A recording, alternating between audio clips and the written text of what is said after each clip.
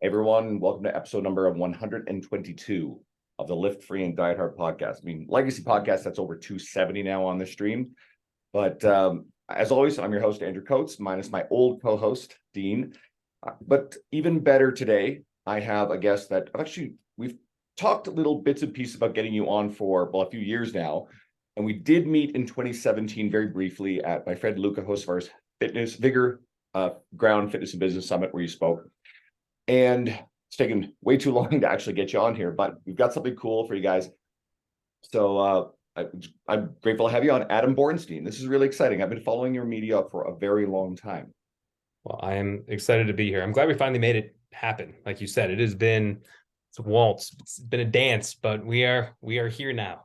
Well, and this in part because you have quite the legacy of influence across the industry. So, there are people I would definitely argue are more forward facing in terms of brand. You get your Alex Hormozi is blowing up right now, guys like Luca and Don Saladino, and there's so many others. But I'll tell everybody a little bit about you. So when you go to your website, Born Fitness, you have endorsements from Arnold Schwarzenegger, LeBron James, Lindsey Vonn, because you do the nutrition for Arnold and LeBron and other epically famous people. You're their nutrition advisor.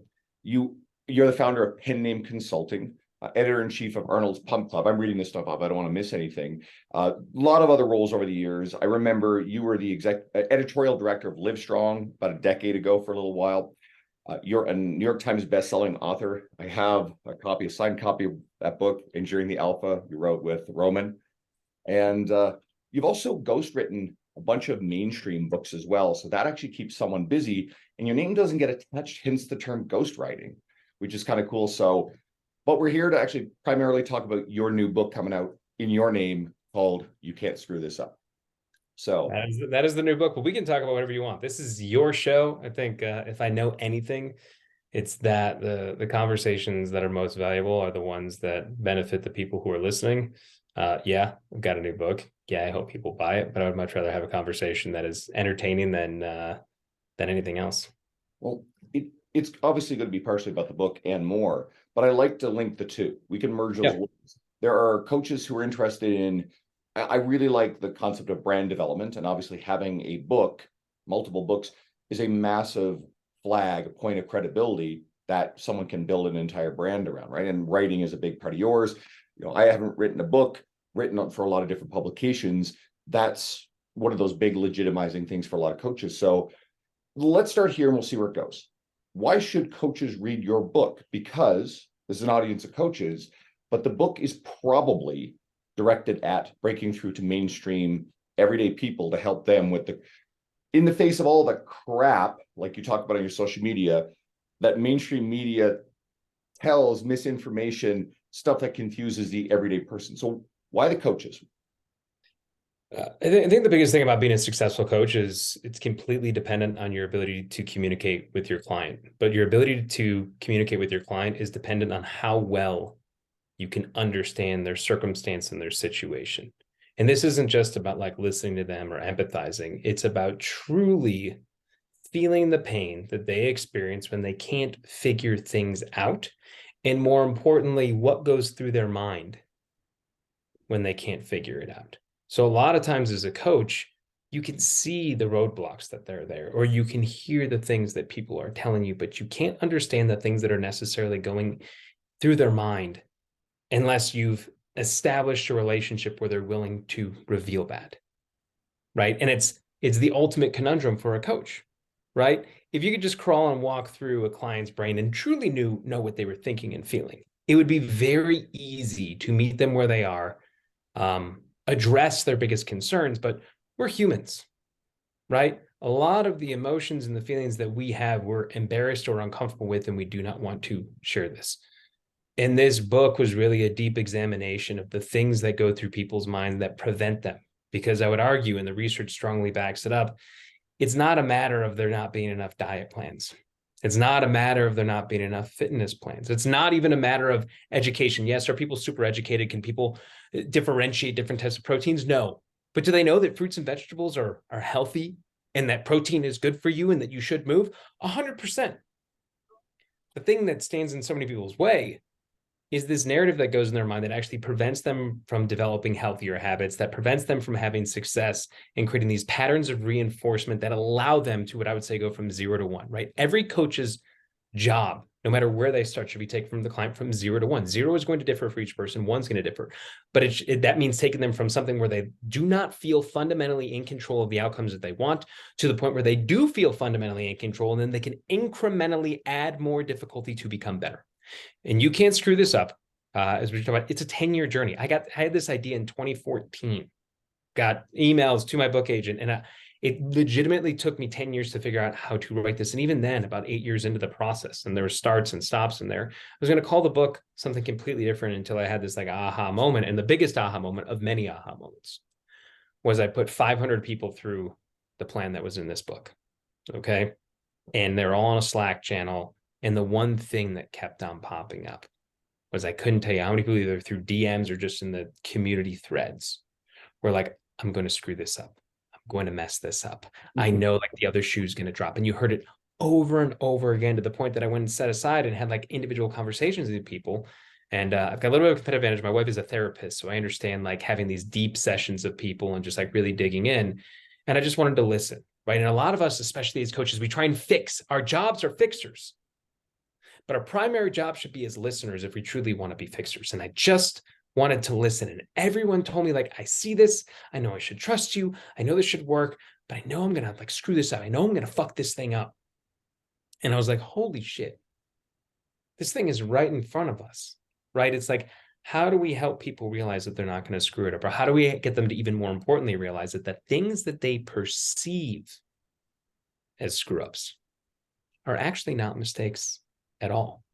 But right, when people have this mindset, if they're going to screw up, it becomes self-fulfilling prophecy, or they actually make small, minor, like I had a little bit of sugar, I missed a workout, and the compensatory actions are much more problematic than the initial action itself. And if you can understand that, and if you can read this book and then foresee what all of these things are, if you can get inside their mind, if you can empathize, and if you can talk to someone where they're like literally like, oh my goodness, this person is in my brain, they get it, you can create a deeper connection. And the moment that you can create a deeper connection with your client is the moment that you will win, because that is how you build trust.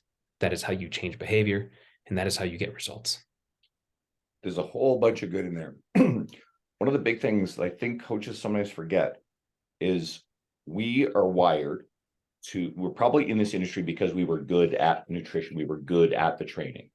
So we take for granted that it is what we love, what is intuitive for us now. We may forget how hard it was when we started. And we forget that for our clients, most of them will never reach that level of love and passion for it the way we do. We want to get them there, sure, but we have to meet them where they're at. And you said the word empathy was a big one. And I like how you mentioned your wife's a therapist. You and Tony Gentlecourt kind of have that in common. We do. Yes, he's got the Lisa advantage. I've got the Rachel advantage. So yeah. And Lisa's great. I've seen her present at multiple events. Brilliant. And you cut to the essence of what I was hoping where you would go. I think coaches can easily take for granted. They become fixers. They get caught up in the advice trap. One of my favorite books is a book called The Coaching Habit by Michael Bungay Stainer. And it's about asking better questions. Really big fan of that attitude. Instead of just hearing something from the client and then immediately go, oh, I have an answer for that. Here's what you need to do. Because people will much better implement ideas if they're their ideas and their choices versus you just telling them. And that's part of what makes it good content and good storytelling too. So it's very funny that you mentioned that. So I've been writing for 20 years, right? And people ask what makes me a good writer. And two things I think make me a good writer. One, I'm an avid reader.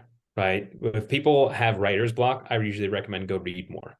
You're going to get a lot of ideas, ideation, inspiration. And I would suggest they learn how to ask better questions and not stop asking questions once they get an answer.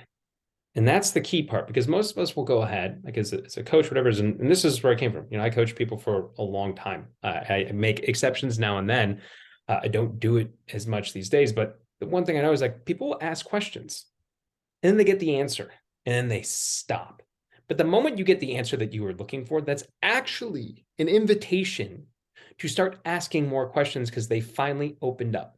And if you stop, you're not going to get to the root of the problem. You're not going to get to a deeper truth, and you're not going to be able to uncover what it really is that you need to do for someone. Because especially in the coaching, there's like the 80-20, right? There's the generalized rules that will apply to most people.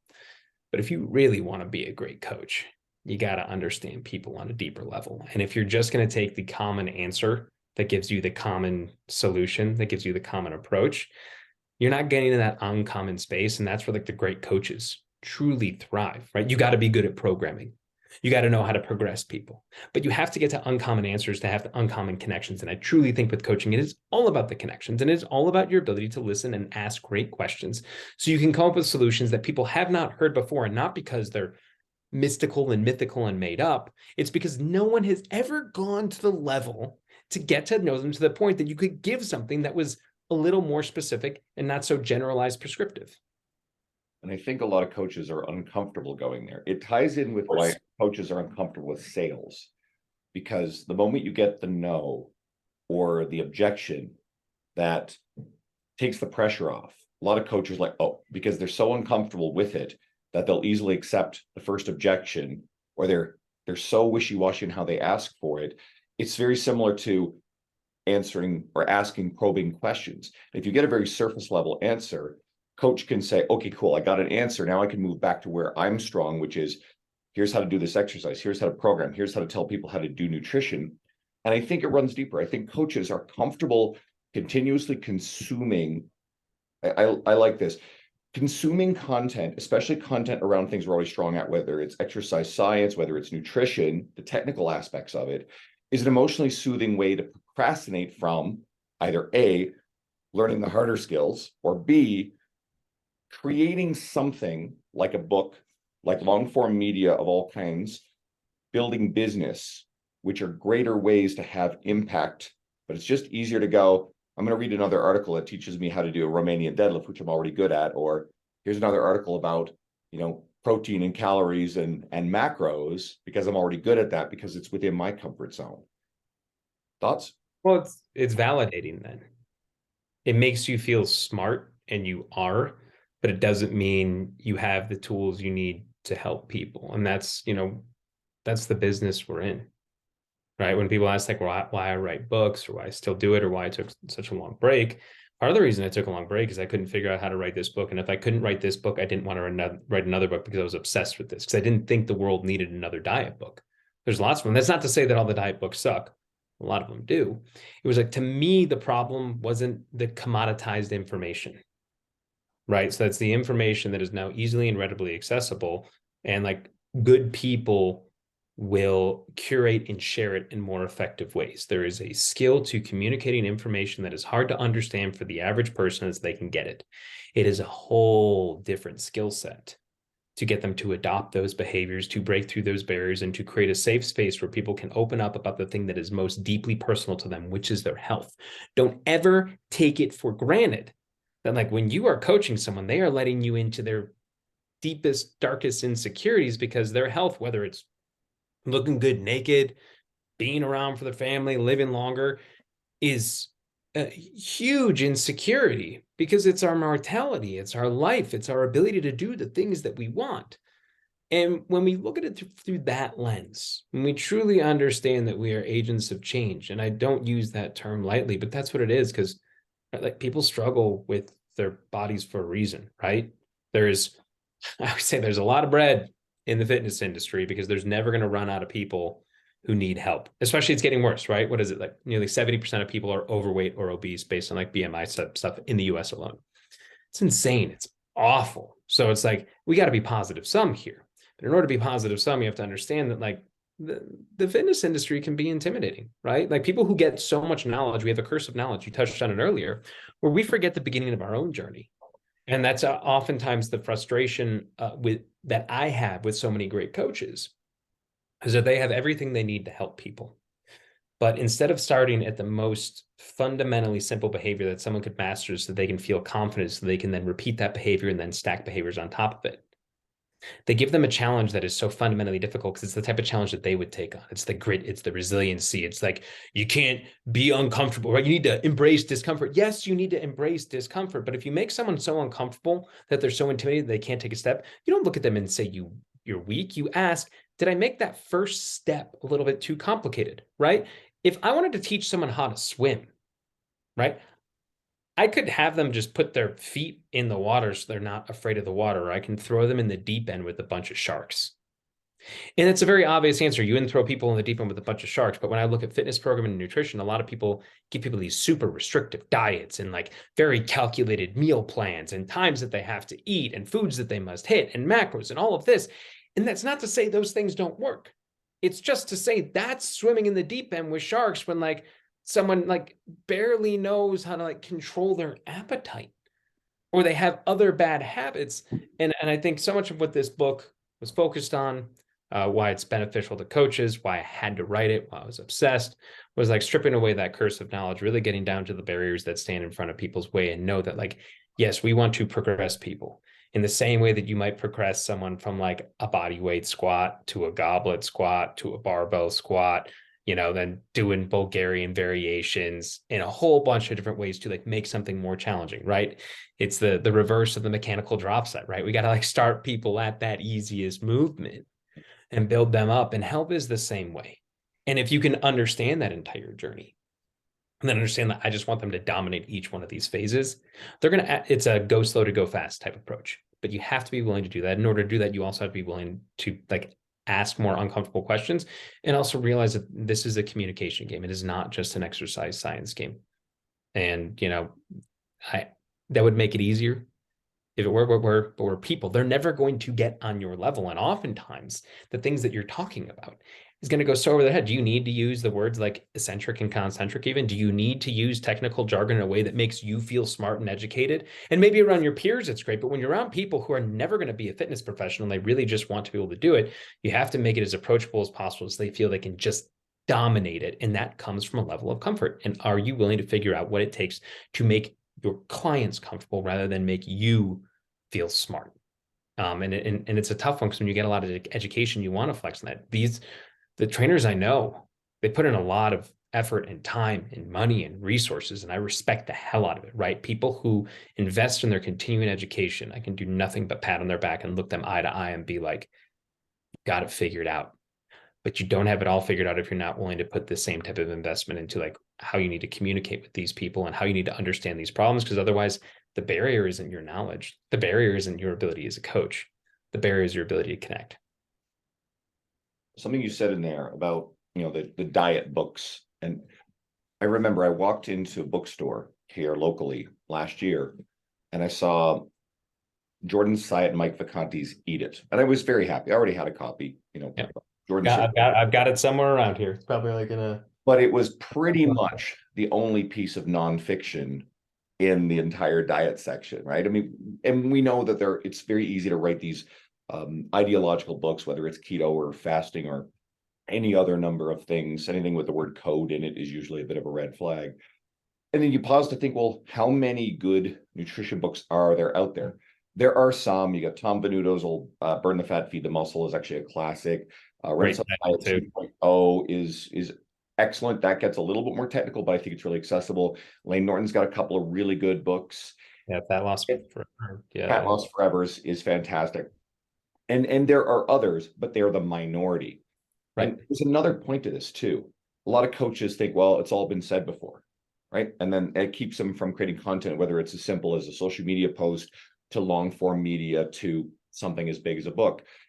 And you think about this, you felt there was a need to write this book. I know there was a need for this book. I really like, and I relate it very closely to Eat It by Syatt and Vacanti, because I like that book, even though that book is very much written for the very general audience to dispel a lot of the mainstream fluff.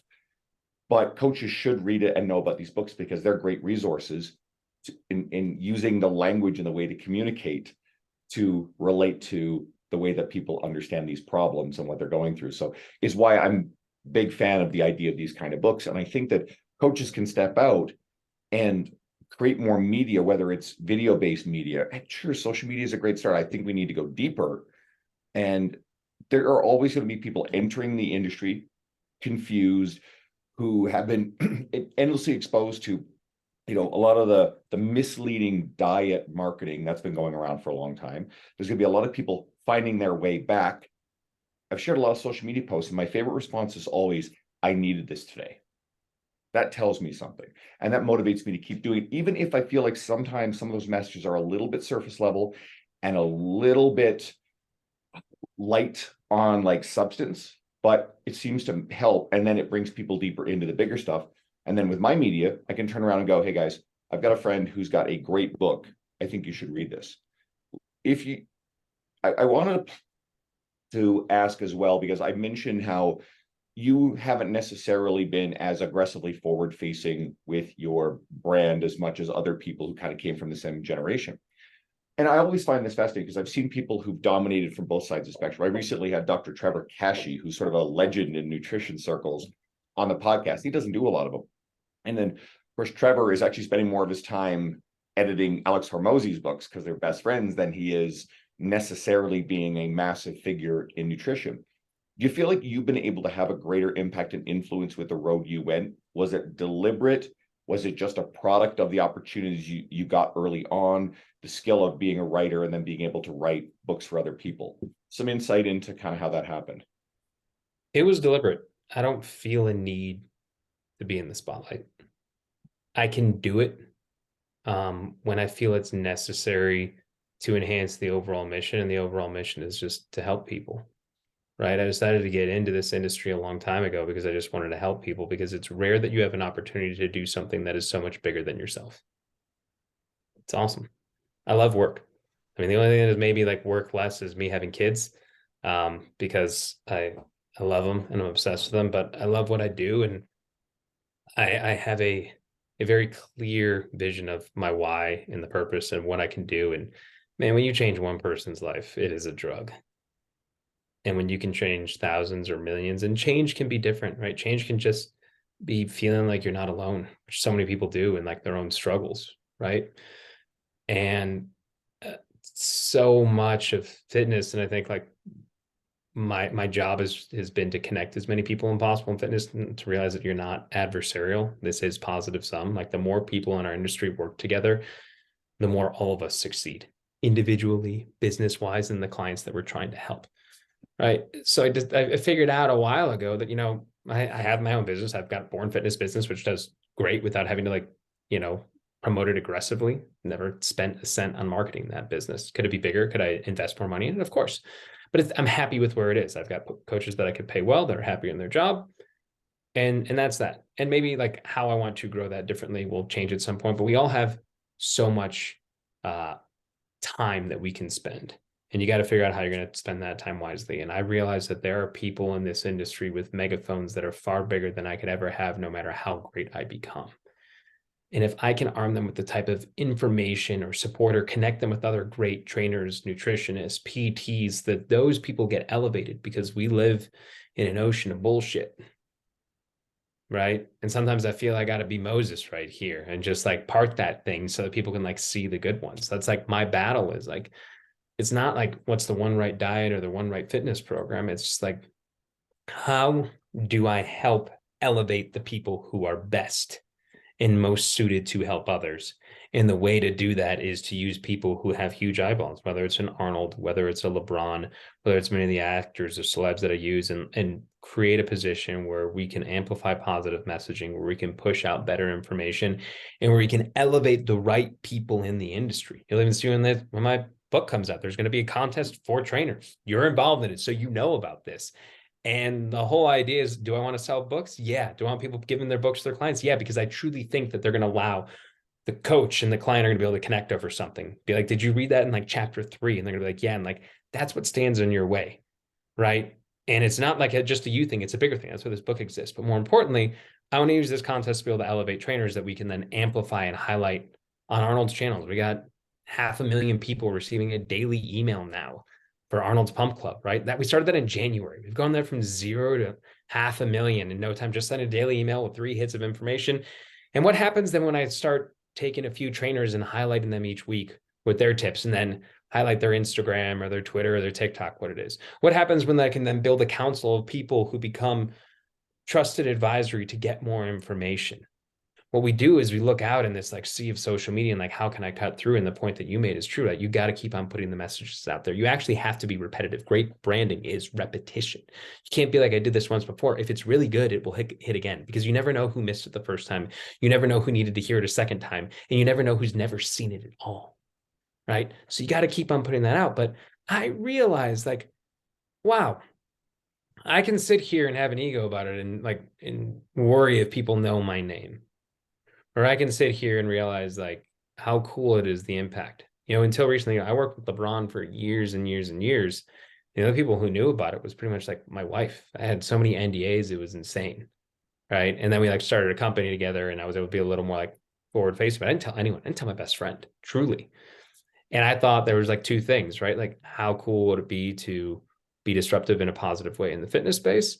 And then how cool would it be to just like tell my sons that I got to do stuff for one of the greatest athletes of all time? Same thing with Arnold, right? My kids have been able to like meet Arnold and see pumping iron, and they look at him, and it's just like, for me, that's like the ultimate, right? Like, you can give me all the praise you want, but when like I got two boys, when my sons look up at me and just think that I'm a little bit cooler because of that, I'm fine with that. That it works for me. And but it was a choice, and it's a choice that I'm happy with, and it's a choice that I can become obsessed with more, right? Do I need to have more likes? Do I need to have more audience? Or do I just need to know what it is that I'm trying to accomplish and make it very, very easy to like notice? Am I moving the needle of helping more people? Am I moving the needle of elevating the right people? Am I doing a good job of pushing our industry forward? And am I doing a good job of pushing the wellness industry forward?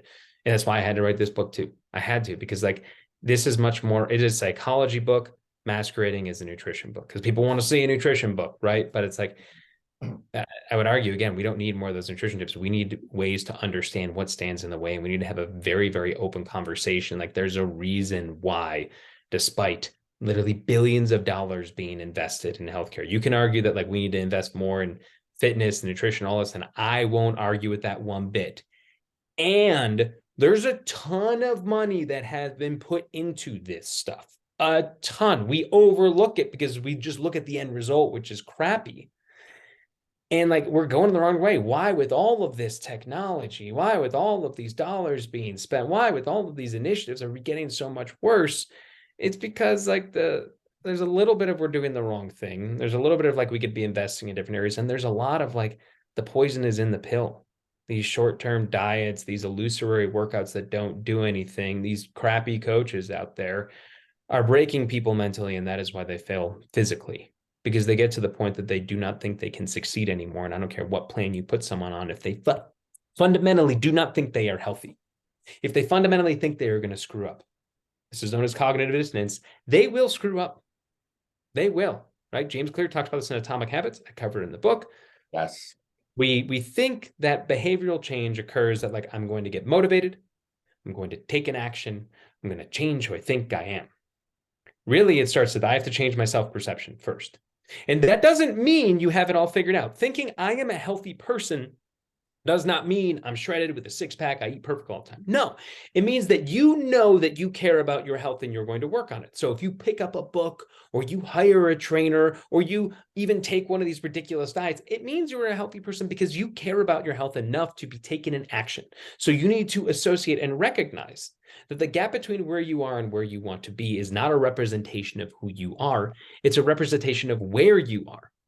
So people think because they're not the weight that they want to be, that they're not a healthy person. No, no, no. If you care, if you give a damn, that is who you are. You care about it. You're just not there yet. So that's your self-perception. You start with that, and then you take an action, and then you get the motivation, and then the motivation leads to stronger self-perception, because that is the feedback loop, right? That is what matters. And if we can look at it from that lens, and if we can start by changing people's self-perception, and then we can start by building their habits, and if we can give them a stable foundation, if we can get them to 0 to 1, that is when the change happens. And for a long time, it has been other people that have needed to help do that, but then that message hasn't come to the top. It's still more diets, it's still more workouts, it's not enough of the psychological aspect. So I decided to step out from behind the curtain and get back to writing a book, because I felt that I was uniquely positioned to do it. It is what I've been living in for 20 years. And it's like, it was this book or bust. And it took a while for me to figure it out. Admittedly, it took a long time, longer than I could have ever imagined, but here we are. Well, again, I'm going to be sharing it on my media a lot because I've been consuming your media for, I mean, it's creeping up on a decade. I can't, pinpoint the exact point where I first discovered you. Again, I think it was an old podcast, probably the Fitcast with Kevin Larrabee. And I was honored when you reached out to me, and I know that Luca Hocevar is pretty much behind it at the very least on that one. So I shot Luca. Luca definitely connected us, and I love Luca and trust him. And if you don't know Luca, you got to know Luca because he's amazing coach, amazing trainer, amazing human, slightly a cyborg. Tell him he's going to send me some of that Slovenian blood in him. I remember I'd go to the gym sometimes with him. He's like, yeah, let's go like warm up. And he like grabs like 80-pound dumbbells. And I'm like, I thought you said warm up, right? Yeah, that's not a warm up, you freak. He's getting better. So we were in Phoenix at an event together, and we worked out together a couple of times. And yeah, absolutely. Some of the stuff he's capable of doing is absolutely maniacal. And his girlfriend Waitia, he's turned her into a complete monster as well. She's really strong. Of course he would. Then we go back about a month earlier, and we're in Seattle at Vigor. And it's me, Luca, Don Saladino, who's our good friend, and Kelsey Benisheenan. They're also good friends of ours. And so they were doing a 1-day full coaching seminar, and I was just there to hang out. And then, of course, but the day before, we were down working out. We did this 2.5-hour marathon workout that just crushed everybody. But if you're around people like that, you're inspired. But Luca, anybody who listens to my podcast with any regularity, they know Luca. Luca's been on a bunch. Luca's all over my media all the time. And it's kind of funny because I'm usually trying to connect Luca to people, create introductions, this sort of stuff, because I love this sort of thing. But, it's cool when it comes back around. It's never about that. And there was something else that I thought was kind of cool too. You mentioned the celebrities. There are a number of people in our space who are contemporaries or friends of yours, people that I know. Don Saladino works with Ryan Reynolds, Blake Lively, and a legacy of the industry.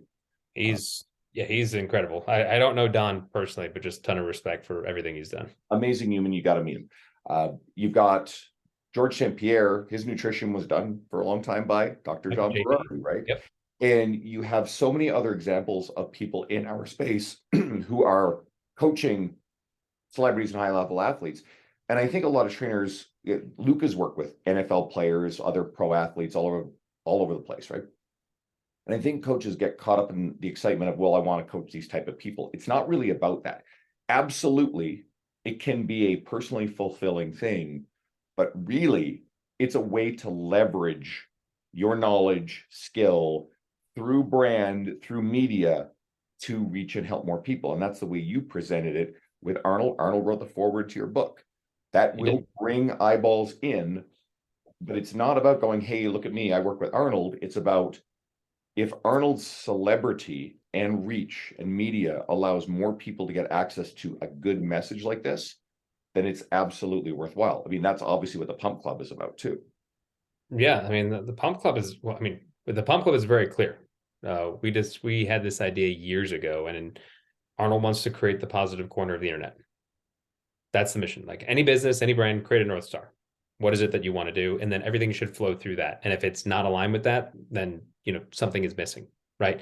So everything that we put out every single day is about how do we create the positive corner of the internet, right? It's through how we write about things, what we write about, the tips that we share, and it's a simple objective, right? And I think when you do good work, opportunity comes for you. You don't go searching for opportunity. I never went searching for opportunity with any of these people. I tried to do good work, and in a lot of cases, like the celeb stuff gets like glamorized, but it's tough. It's not always what it seems. Sometimes you're doing stuff because like you're trying to get an opportunity for free. And I'm like the number one person that says, like, in general, don't work for free unless you realize that there's like an arbitrage opportunity there, right? Like if you have an opportunity to like have, as I say, it was not as I say, Jay-Z says, right? Have like that mindset, the attitude of an intern, right? Like never think that you're like too big for your britches type of deal. And I've been doing this stuff for a long time, and it'd be very easy for me to be like, no, you got to pay me for my time. But when I see people who could legitimately work with anyone and I get an opportunity, I have no problem proving that I'm worth it and then some. None.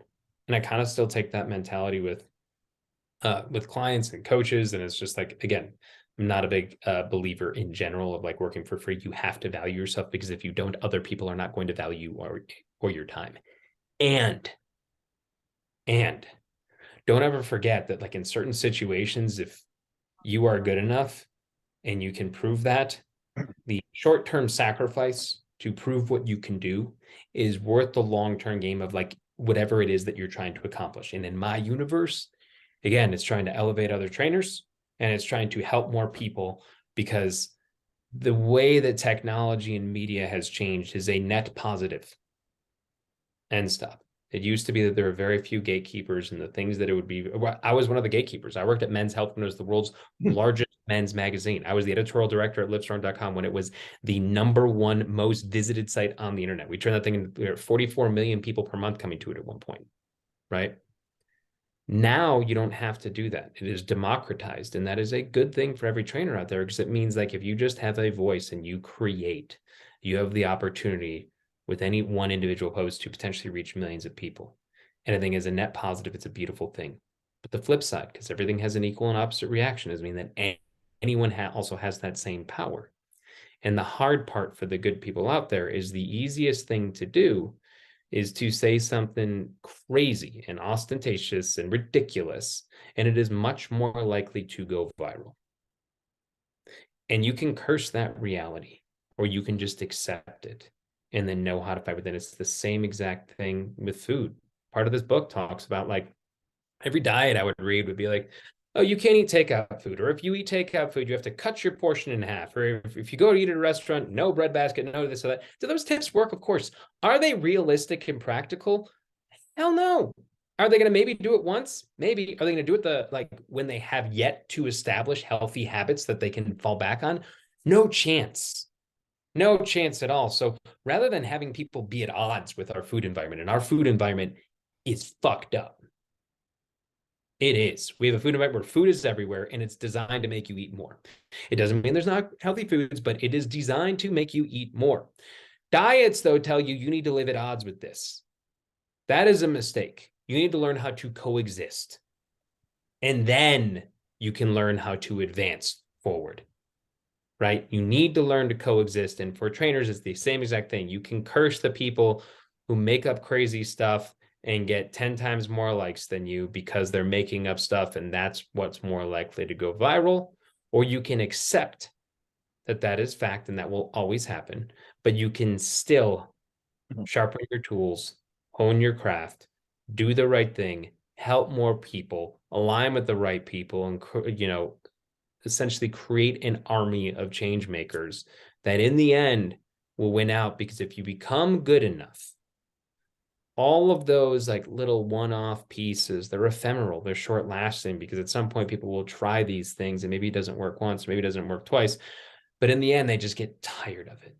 And at some point, these people are going to find their way to you. And did you spend the time building up messaging, a brand, a platform, a purpose that then is your foundation when they finally find you after all this time, where you sitting there with your hands in your pocket going, oh, well, I can't win this game, or you're going, they're coming to me eventually, because none of this stuff is going to work.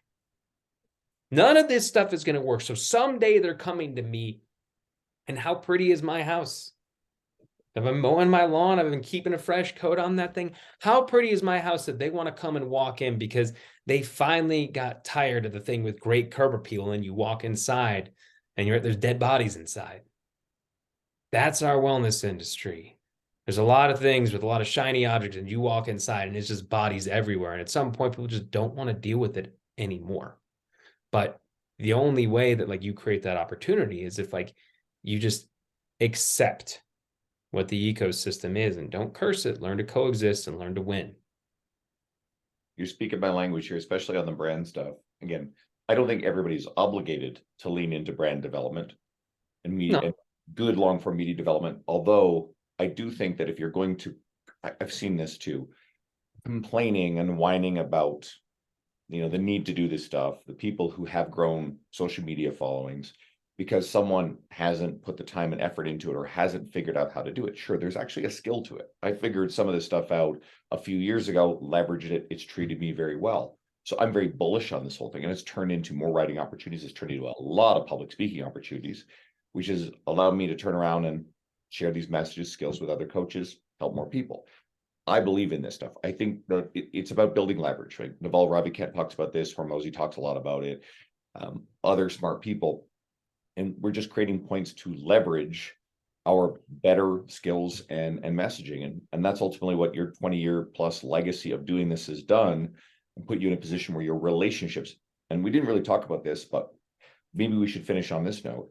We did allude to Luca connecting us, but your deep relationships through the industry are a massive point of leverage by which you can then get this book in front of more people. Even if your following, forward-facing following, isn't as large as some of the other people you know, then you will ultimately get way more eyes on your media if you collectively take that community of people that you trust and have integrity, and those people are sharing and waving your book around. I think there are a lot of ways to win. And it's very easy, even like the content example is another great one. It's very easy to say, well, I'm not a good writer. Okay. What are you good at? Are you good at audio? Are you good at video? Right? Every platform is now right. Well, I'm not good with ideas. Well, do you ever train a client and immediately afterward you have like this like aha moment where it's like, oh man, that was crazy. Flip your phone around and say like, amazing moment just happened right here. I had a client who's been stuck, was dragging, and here's exactly what happened, right? The stories write themselves when you are in this industry, if you're willing to stop and capture them, however you want to capture them. Absolutely. And too much of us think that we have to sit down and put pen to paper and make it perfect. No, capture in real time, make it raw, make it real, show people who you are. Right. So that's just an example of content. There's so many different ways to win because it's very easy for us to look at what the other people are doing and say, like, I got to do that. No, you just got to do something because that's where we're at right now. And it's opportunity. You don't need an audience of 100,000, right? You can go to Kevin Kelly's 1,000 True Fans idea, but it could really be 100 fans. Like, how many clients do you really need to make an incredible living? Not that many. And I would rather have a small army of super passionate people than a massive audience of disengaged people. 100 out of 100 times. Another good book on that topic for coaches, Pat Flynn's Superfans. Go check that one out. Really and there's another one similar to that, super consumers. So the idea of like these people who are super consumers, not specific to fitness as much, but in general, two wonderful books, same topic. For me, the idea of could I try to be the biggest influencer? Sure.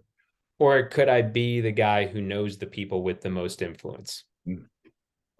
That's another way to go about it, right? I can have an audience of 1 million, or I can know 10 people who would vouch for me and go to fight for me any day of the week with 100,000 each. Or I can know 10 people with 1 million each. And instead of reaching 1 million people, I can reach 10 million people, right? I know my skill set. And sometimes my skill set, just as it was when I was a coach, is helping people identify the blind spots they cannot see, making them really, really clear. And then not only telling them what they could do, but showing them the exact path forward.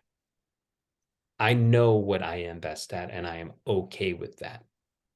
And I know then how to leverage that. And leverage that is like for 20 years, I've been really good at helping people and not asking anything back because I don't do it to get anything back, right? I haven't had a book come out in 10 years. I haven't asked Arnold for anything, but when I had something that I was really passionate about, like with any friend, right? You reach out to them and be like, hey, I've got this project that's really important to me. Will you support it? And they don't need anything in return. They want to do it because you've been there. It's not transactional. So I think that's the other part, like the relationships, if you truly want them to be great, do them for the right reason, right? There's lots of things that I have turned down over the years that would have been a great business decision, but it would have been disingenuous. I've had massive supplement companies come to me. I've had people in the health space who, listen, I respect anything that works for people, but I have my own set of beliefs of what I believe works or what I believe is bullshit. And there are people who come to me who have big brands that I just fundamentally don't align with.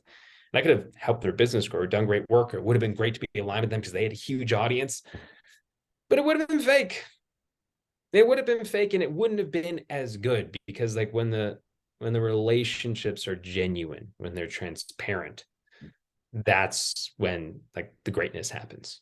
Right. And so that's the only like word of caution. Like build a wonderful network, connect with people, but make sure that you are connecting with people for the right reason, because otherwise it won't be as enjoyable for you. You'll kind of feel gross. And the worst part, people will see through it and they'll judge you for it. I tell people all the time that I end up not working with.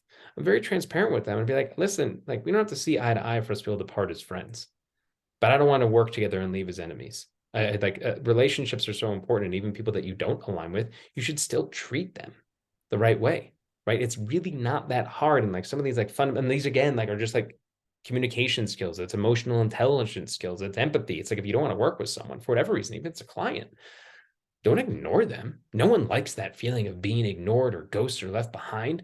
Like, show the respect to them of telling what they need to hear so they know why you're not working together. And even if it doesn't work out, they will respect you back, because I can tell you in multiple situations, people that I have not worked with have referred me to other people because of how I handled the dealings and how I was. People can accuse me or say that I'm a lot of things, but the one thing that friends and foes will say equally is I am very, very transparent with everyone. I am my father's son in that way. I am just a straight shooter, because it's way easier to be who you are through and through in every situation, and love it or hate it, they'll at least respect you for that. This is wonderful. I'm with you on all the be very aware of the transactional stuff. I see this stuff all the time. I see a lot of status seeking behavior. I'm very alert to that. If someone comes off as being very status seeking, that's usually someone I don't want to align myself with. And I've got a client coming in the door, so we've got to tell people where to find you and your book, your media. So where do they go? Yeah, so the book is You Can't Screw This Up. You can find it anywhere, right? Amazon, Barnes & Noble, Apple Books, you find it.